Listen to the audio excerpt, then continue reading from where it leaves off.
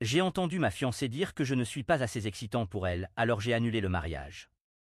Je suis un homme de 29 ans et je sais que cela peut sembler une réaction exagérée de ma part, mais ma tête tourne depuis que c'est arrivé. Je suis fiancé à ma fiancée, une femme de 28 ans, depuis quelques mois. Nous sortions ensemble depuis presque 2 ans avant cela. Ce serait un cliché de dire que tout se passait parfaitement, mais la plupart du temps, tout allait bien. Ma famille l'aimait vraiment, ce qui était également formidable. Je n'ai jamais été du genre à penser beaucoup à la façon dont je suis perçu en tant que partenaire, mais tout cela a changé récemment. En gros, je l'ai entendu au téléphone dire à son amie que si elle voulait trouver la bonne personne, l'excitation n'était pas importante. Elle a dit en gros que je n'étais pas excitant, mais que je la faisais se sentir en sécurité, et c'est à ce moment-là qu'elle a réalisé qu'elle voulait s'installer avec moi. Cela m'a frappé très fort. J'ai déjà lu ce genre de post auparavant, vous savez, toute cette histoire de elle sort avec des mauvais garçons puis se contente de quelqu'un de sûr. Mais je ne pense pas que c'était ce qu'elle voulait dire. Le lendemain, je lui ai simplement dit que je l'avais entendu parler de moi et que je ne comprenais pas ce qu'elle voulait dire par ne pas me trouver excitant. Elle m'a répondu que c'était vrai, qu'elle ne me trouvait pas excitant, mais que cela n'avait pas d'importance. Honnêtement, je me suis senti très blessé. Peut-être que mon ego est fragile, je ne sais pas, mais cela a été une surprise pour moi parce que j'avais l'impression que la façon dont je me voyais dans ma tête entrait en collision avec la façon dont elle me voyait, et cela m'a déconcerté. Je lui ai demandé ce qu'elle voulait dire par ne pas me trouver excitant, et elle n'a même pas su comment répondre. Elle voyait que j'étais contrarié, et aussi pathétique que cela puisse paraître, j'ai inventé une excuse pour partir et je lui ai dit que nous en parlerions plus tard. Depuis lors, ma tête tourne.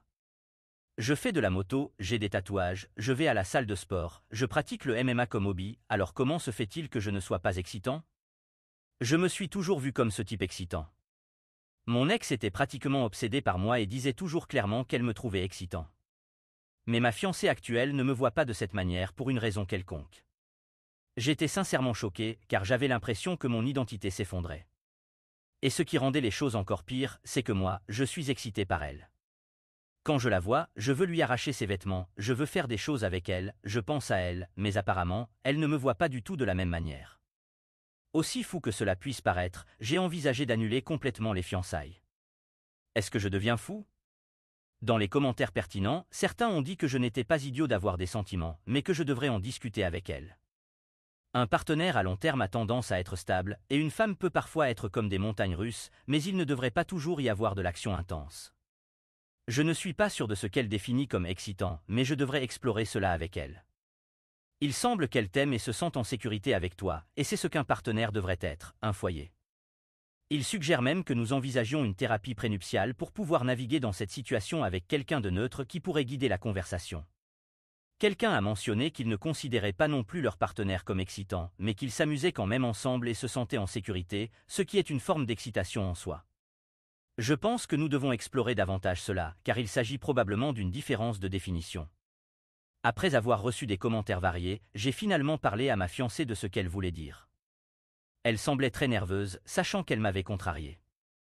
Je dois avouer que j'étais aussi nerveux, ce n'est pas facile quand ton sens de l'identité s'effondre. Je lui ai dit que son commentaire m'avait vraiment blessé parce que j'avais toujours pensé que j'étais ce gars excitant pour elle. Je lui ai dit que, dans ma tête, j'étais l'homme qui faisait battre son cœur. Alors, je me suis préparé et lui ai demandé à nouveau ce qu'elle voulait dire en disant que je n'étais pas excitant. Elle avait l'air de vouloir pleurer, car je suppose qu'elle pouvait sentir que j'étais aussi contrarié. Elle m'a dit qu'elle ne voulait pas blesser mes sentiments, mais que je la faisais se sentir très en sécurité et protégée, mais qu'avec moi, elle ne ressentait pas les frissons qu'elle avait ressentis avec ses ex-petits amis. Cela m'a fait mal, mais j'étais encore confus. Elle restait très vague et ne disait pas vraiment ce qu'elle voulait dire. J'ai dû lui demander encore une fois ce qu'elle voulait dire par frisson, et elle a commencé à pleurer et à s'excuser. Elle a essayé de me serrer dans ses bras, mais je suis à nouveau parti. J'ai décidé de prendre des champignons et de passer la journée dehors, près d'un lac, ce qui m'a aidé à éclaircir mon esprit et à arriver à certaines réalisations dévastatrices sur moi-même. Je pense que ce que j'ai réalisé, c'est que je me mentais à moi-même. Un autre commentaire l'a dit, et je ne voulais pas l'admettre, mais je suis plus amoureux d'elle qu'elle ne l'est de moi. Je n'ai pas mentionné cela dans mon premier post, mais elle n'a jamais initié de rapport sexuel. Jamais. Avec mes ex, elle prenait toujours l'initiative, vous voyez ? Ma fiancée est tellement belle que je me demande comment j'ai pu sortir avec elle. Mais c'était là le problème, parce que j'étais tellement attiré par elle que je cherchais son approbation. Je sais que cela semble pathétique, mais j'ai pu ignorer certains drapeaux rouges, comme son manque d'initiative dans l'intimité. Je pensais que si je restais avec elle, elle finirait par m'aimer de la même manière que je l'aimais. J'ai été avec des femmes qui étaient follement amoureuses de moi, et ma fiancée ne se comportait tout simplement pas comme elle. En plus de ne jamais initier, elle ne me faisait presque jamais de compliments. C'était toujours à sens unique. Tout cela me faisait me demander pourquoi elle était avec moi. Je pense qu'elle me voyait comme quelqu'un qui pouvait lui offrir de la stabilité. Peut-être pensait-elle que mon extérieur, mes tatouages, mes motos, le MMA n'était qu'une façade. Peut-être pensait-elle qu'en réalité, j'étais un gosse riche qui offrait de la stabilité. Pour être honnête, je n'étais pas si enthousiaste à l'idée de me marier. Je veux me marier un jour, bien sûr, mais je n'avais pas vraiment réfléchi avant de lui proposer. Je me suis dit que si je proposais, je m'habituerais à l'idée du mariage. Mais la vérité, c'est que je veux continuer mon style de vie actuel, qui consiste à rouler à moto, réparer des voitures anciennes, voyager à travers le pays et participer à des festivals. Oui, je veux me marier un jour, mais je veux être avec une femme qui est vraiment folle de moi, quelqu'un qui me complimente, qui prend des initiatives. Alors, j'ai fini par lui parler plus tard et lui dire que je voulais tout annuler et mettre fin à la relation. Je ne vais pas vous ennuyer avec les détails, mais oui, elle a beaucoup pleuré. Elle s'est même mise en colère et a dit que je lui avais fait perdre son temps. Je lui ai dit que ce n'était pas quelque chose qu'elle avait fait, mais elle n'y a pas cru et a continué à insister. Elle m'a dit que j'avais mal interprété son commentaire, mais je lui ai dit qu'elle n'avait même pas pu clarifier ce qu'elle pensait. Nous avons terminé avec elle me disant que je n'étais pas prêt pour le mariage et que le style de vie que je voulais continuer, ainsi que le fait que je ne sentais pas la connexion que je pensais avoir avec elle, étaient les raisons pour lesquelles cela s'était terminé. Je lui ai présenté mes excuses, mais c'était fini. Histoire 2, cette histoire que je suis sur le point de raconter s'est passée il y a plusieurs années, et je ne m'en suis souvenu qu'après avoir vu cette femme au supermarché. J'ai une mémoire terrible, donc certains détails peuvent être un peu flous. Pour donner un peu de contexte, cela se passe dans une petite église d'une ville du Midwest. Je sais que vous avez déjà levé quelques drapeaux rouges, mais ce n'était pas si mal. En fait, c'était plutôt agréable.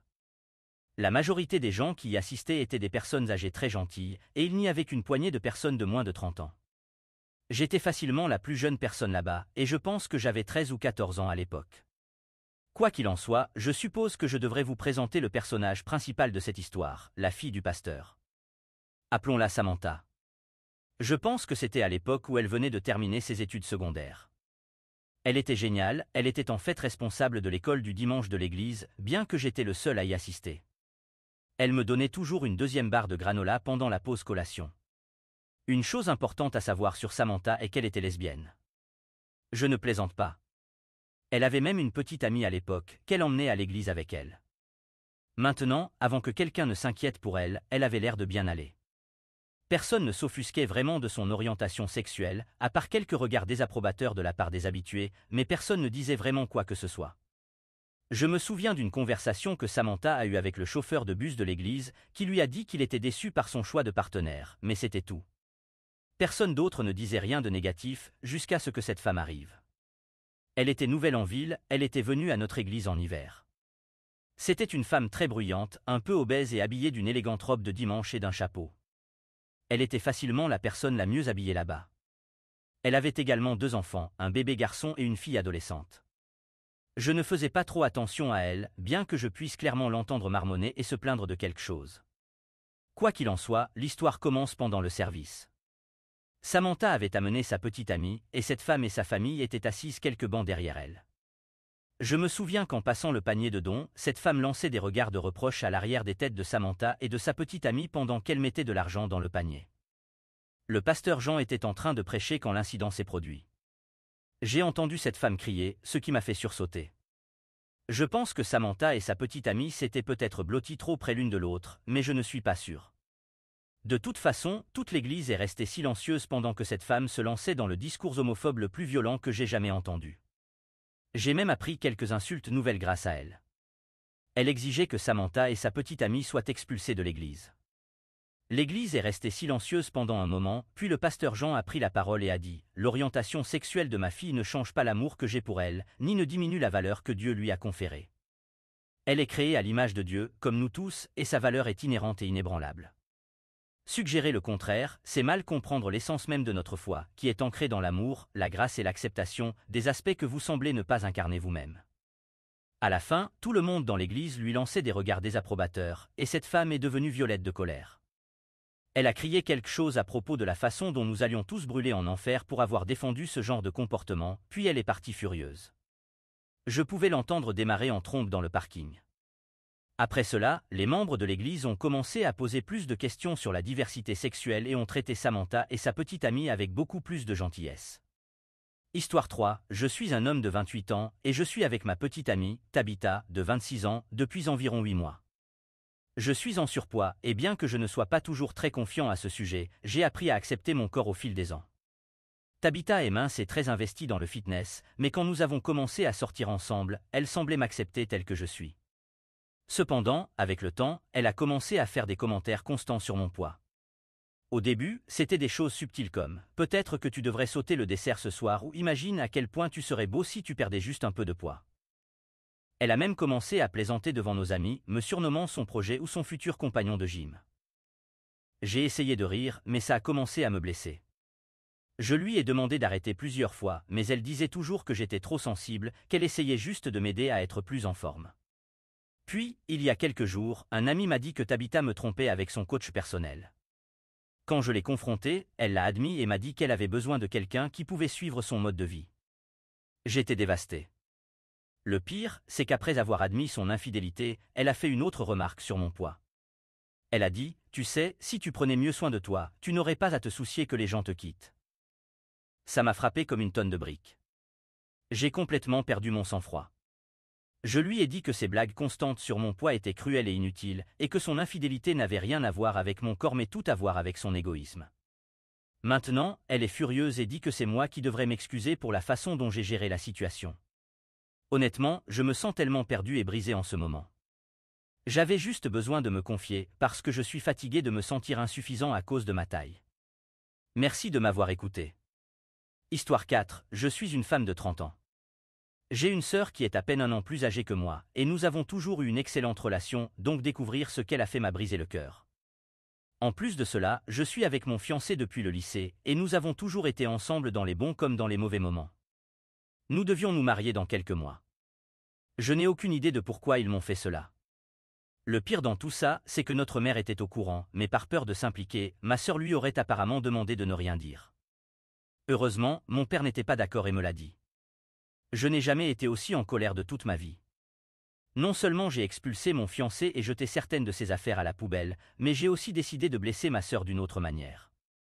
Ma sœur est très passionnée par le jardinage, alors quand elle a perdu son chien, elle a créé un jardin en sa mémoire. J'ai décidé de détruire légèrement son jardin pour me venger. J'ai écrasé quelques fleurs. Est-ce que je m'en veux pour ça? Non. Son excuse était que cela s'était simplement produit, mais ce n'est pas une excuse valable. Je lui ai dit que je ne voulais plus qu'elle me parle, et que je ne voulais plus parler à notre mère non plus.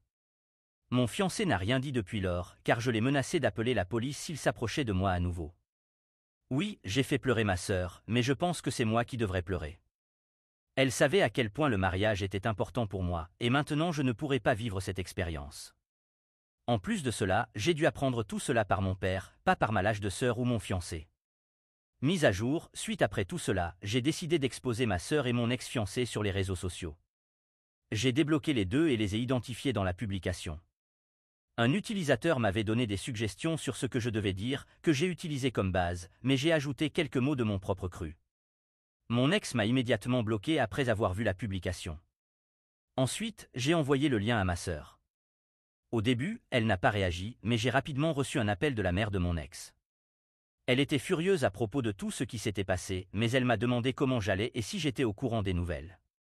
Mon cœur s'est serré parce que je ne pensais pas pouvoir encaisser plus de mauvaises nouvelles. Je lui ai demandé de quoi elle parlait, et elle m'a dit que ma sœur était enceinte. Apparemment, mon ex lui avait dit cela pour essayer de la calmer et de l'empêcher de faire pression sur eux. Je ne pouvais pas en entendre plus et j'ai raccroché rapidement avant de m'effondrer en larmes. Après avoir pleuré pendant environ 5 minutes, j'ai vu que ma sœur avait répondu à ma publication avec de nombreux messages, me suppliant de la retirer.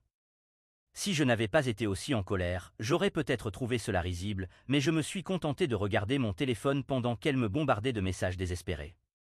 Ma colère a grandi lorsqu'elle a dit qu'elle allait venir chez moi et dire à notre mère que je répandais ses affaires en ligne. Environ 30 minutes plus tard, elle était là, tambourinant à ma porte comme une folle. J'ai ouvert la porte, furieuse, et j'ai commencé à lui crier dessus. Elle continuait de dire que je devais retirer la publication, affirmant qu'elle ne méritait pas la haine qu'elle recevait en ligne, et que si les rôles avaient été inversés, elle m'aurait pardonné. C'est à ce moment-là que je l'ai frappée. Une petite partie de moi s'est sentie coupable parce que je ne suis pas du genre à recourir à la violence, mais ma colère était telle que je n'ai pas pu me contrôler. Elle a répliqué en disant que ce n'était pas de sa faute si mon ex s'était lassé de moi. Cela m'a rendue encore plus furieuse et je lui ai dit qu'elle méritait tout ce qui lui arrivait, que je ne regrettais pas d'avoir détruit son jardin et que j'espérais que sa vie finirait comme celle de son chien. Nous avons crié l'une contre l'autre pendant quelques minutes de plus, jusqu'à ce que je lui dise que je ne voulais plus jamais la voir et que si elle s'approchait de moi à nouveau, j'appellerais la police. Elle a continué de dire que j'étais injuste, qu'elle s'était déjà excusée et qu'elle ne comprenait pas pourquoi je la punissais ainsi. Mais je ne voulais plus rien entendre, alors j'ai claqué la porte. Dernière mise à jour, aujourd'hui, j'ai finalement décidé d'aller de l'avant avec le projet d'ouvrir une entreprise avec mon père. Étonnamment, il n'était pas aussi en colère que je l'avais imaginé à propos de la situation, bien qu'il continue d'insister pour que je supprime la publication. Ma mère, de son côté, a clairement indiqué qu'elle ne voulait plus avoir affaire à moi tant que je continuais d'exposer ma sœur en ligne. Malgré cela, je suis déterminé à ne rien supprimer. Ma cousine et la sœur de mon ex m'ont été d'un grand soutien tout au long de ce processus. Selon ma cousine, ma sœur a eu plusieurs crises, car de plus en plus de personnes découvrent ce qui s'est passé entre elle et mon ex. Elle a même eu une altercation en ligne avec ma cousine, lui demandant de me convaincre de supprimer les publications. Elle a dit qu'elle était désolée et qu'elle n'avait fait ce qu'elle avait fait que parce qu'elle se sentait sous pression.